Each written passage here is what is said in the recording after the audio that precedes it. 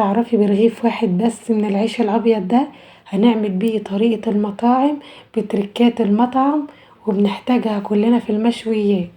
يلا بينا نسمي بالله ونصلي على الرسول عليه افضل الصلاة والسلام. ولو عارفة ايه هي اكتبيلي في الكومنتات. اول حاجة معايا هجيب رغيف من العيش الابيض وهقطعه كده زي ما انتوا شايفين، وهحطه بقى معايا في الطبق وهحط عليه ميه دافيه، لازم الميه تكون مغطيه معايا العين واسيبها لمده ربع ساعه. هتطلع معايا هي بتكون شربت الميه كلها وبتكون معايا طريه جدا زي ما انتوا شايفينه كده. شايفين العيش معايا عامل ازاي؟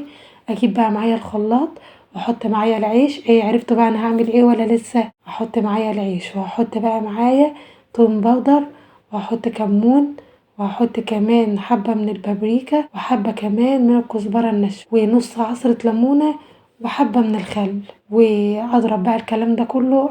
نسيت كمان حبة الزيت، يا خراشي على الزهايمر. وهحط كمان حبة زيت وافرم بقى كل ده معايا في الخلاط. انا هعمل النهارده طريقة الطحينة الكدابة من غير ولا معلقة طحينة، وطعمها ما يتفرقش خالص عن الطحينة، واللي هيجرب هيقول لي هي دي الطحينة. شايفين ضربتها؟ شايفين القوام؟ انا حطيتها لكم كمان في طبق غامق علشان تصدقوني اللي هو قوام طحينة وطعم طحينة وشكل طحينة. شايفين عاملة ازاي؟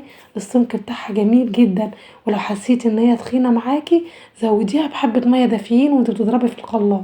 نازله معايا عامله ازاي؟ رهيبه يا بنات والله العظيم. هي دي طريقه المطاعم، هما ما بيحطولكوش طحينه اصلا في المطعم، هما بيحطوا، هي دي طريقه المطاعم. ولو عايزه كمان تحطي معلقه طحينه حطي، مش عايزه هي طعمها طعم الطحينه. خدتها اهوت حطيتها معايا في الطبق وزينتها كده بقى بحبه من الكمون وعليهم حبه من البابريكا، وهتقدميها بقى معاكي مع المشاوي ومع سندوتشات مع كل حاجه، مش هتقول معاكي لا. لو عجبكم الفيديو ما تنسونيش في دعوة حلوة ولايك وشير وتشيروا الفيديو علشان يوصل لكم كل جديد، وربنا يحسن ما بين ايديكم.